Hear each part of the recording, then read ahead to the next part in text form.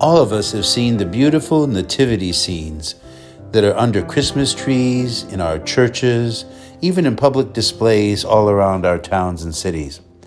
The beautiful tradition of setting up nativity scenes to commemorate the birth of the infant Jesus was given to us by St. Francis of Assisi. A man named Thomas of Celano writes about how St. Francis celebrated Christmas in the year 1223.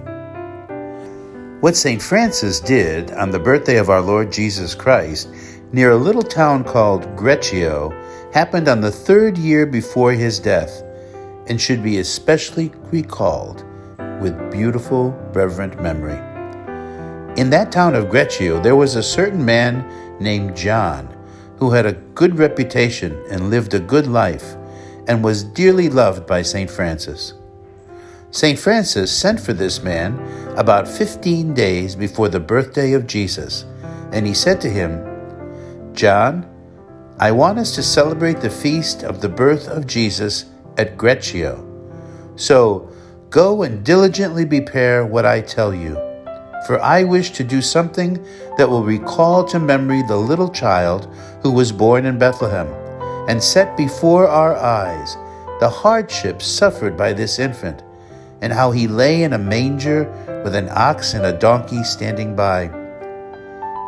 When the good and faithful man John heard these things, he ran with haste and prepared in Greccio all the things St. Francis had told him to prepare. As the day of great joy drew near, the time of great rejoicing came. The friars were called from various places. Women and men of that neighborhood prepared with great joy candles and torches to light up that night that had been lit up so well thousands of years before with a bright star. At length, the saint of God, Francis, came and finding all things prepared in the little chapel and was very happy. The manger was prepared, the hay had been brought, an ox and a donkey were led in. The night was lit up like the day, and it delighted all the people and the animals.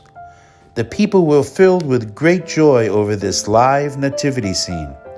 The friars sang their praise to God, and the whole night resounded with their rejoicing. The saint of God stood before the manger, overcome with love and filled with a wonderful happiness. Mass was celebrated over the manger, and everyone experienced great Christmas joy.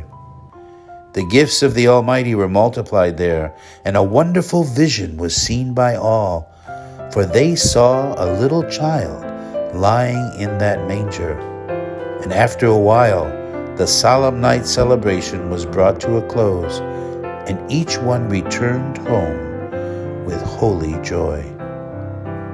The hay that had been placed in that manger was also kept, and it so happened that many animals throughout the surrounding region that had various diseases were cured from their illnesses after eating that hay.